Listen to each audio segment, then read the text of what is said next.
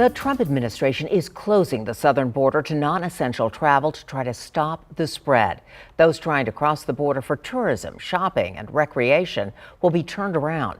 Our border photojournalist Jose Sanchez shows us how the new rules are already affecting people. Sometimes I cross over to purchase small items and resell over there to make a living. Y sí me afectaría.